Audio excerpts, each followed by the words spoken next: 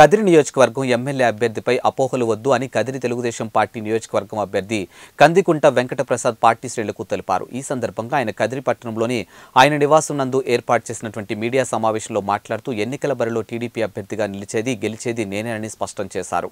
ఎన్నికల ముందు కొంతమంది ఇలా అసత్య ప్రచారాలు చేయడం సహజమేనని, అలాంటి ప్రచారాలను ఎవరూ నమ్మవద్దని పార్టీ శ్రేణులకు సూచించారు.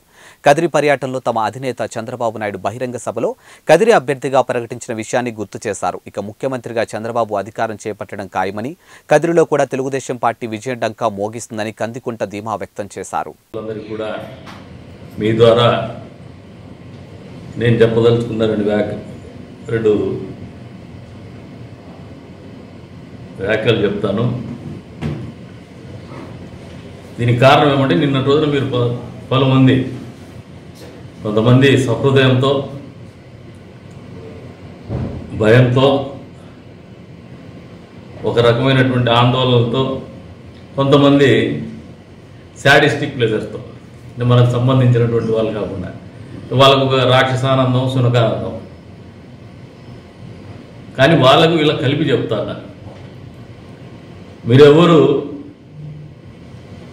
ఆందోళన చెందాల్సినటువంటి అవసరం లేదు, మీరెవరూ భయపడాల్సిన పని లేదు. ఏ కారణం అంటే, కదిరి నియోజకవర్గ తెలుగుదేశం పార్టీ అభ్యర్థిత్వం కోసం తెలుగుదేశం పార్టీకి జాతీయ అధ్యక్షుడు చంద్రబాబు నాయుడు గారు, ఆయన కదిరి నడిబొడ్డు నిలబడి తెలుగుదేశం పార్టీ అభ్యర్థిగా ఎవరిని గెలిపించమన్నారో మీకు అందరికీ కూడా తెలిసిందేదే, దాంట్లో ఎక్కడ అనుమానం ఏం లేదు. ఈరోజు వరకు కూడా ఆ స్పష్టత నాకు కావచ్చు, మా అధినేతకు కావచ్చు, మా పార్టీకి కావచ్చు, పూర్తి స్థాయిలో ఉంది. అంతేకాకుండా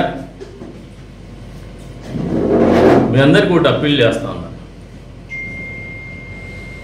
all is fair in love and war. యుద్ధం చేయడంలో, ప్రేమను గెలిచడంలో ఏం చేసినా తప్పు కాదనేది సిద్ధాంతం. మనం ఒకరితో యుద్ధం చేస్తాము, రాజకీయ యుద్ధం, ప్రజాస్వామ్యబద్ధంగా ఎన్నికల యుద్ధానికి తలపడబోయే ముందు ఈ రకమైనటువంటి మామూలుగా పాతకాలంలో రామాంజనేయ యుద్ధం అప్పుడు రాముడు బాణం వేయాలన్నా, ఆంజనేయుడు గద ఎత్తుకొని ఇడసల్లన్నా పద్యాలు పాడేవాళ్ళు. నీకు అది చేయలేదా రామాని ఆయన అంటే, నువ్వేందిరా ఆంజనేయ అని ఈయనంటే ఆ పద్యాలు పాడి అస్త్రాలు సంధించేవాళ్ళు. ఆ పద్యాలే ఈ ఫేక్ న్యూస్. కాబట్టి దానికి ఏం పెద్దగా ఆందోళన చెందొద్దండి. 20 ఏళ్ళు నన్ను నమ్మినారు, పార్టీ కానీ, తెలుగుదేశం పార్టీ కార్యకర్తలు కానీ, కదిరి నియోజకవర్గ ప్రజలు కానీ. వాళ్ళ నమ్మకాన్ని ఎప్పుడు వమ్ము చేయలే. పార్టీ కూడా పూర్తి స్థాయిలో నమ్మి ఒక అధినేత నడిబొడ్డున మాట్లాడటం జరిగింది, నగరం నడిబొడ్డున మాట్లాడటం జరిగింది. అంతేకాకుండా ఇది ఒక యుద్ధ నీతిలో భాగంగా మీలో ఈ ఆందోళన కలిగించాలనే ఆలోచనతో చేసే కార్యక్రమాలు ఇవన్నీ. మనం 5 ఎన్నికల్లో పోటీ చేయబోతాం, 5వసారి.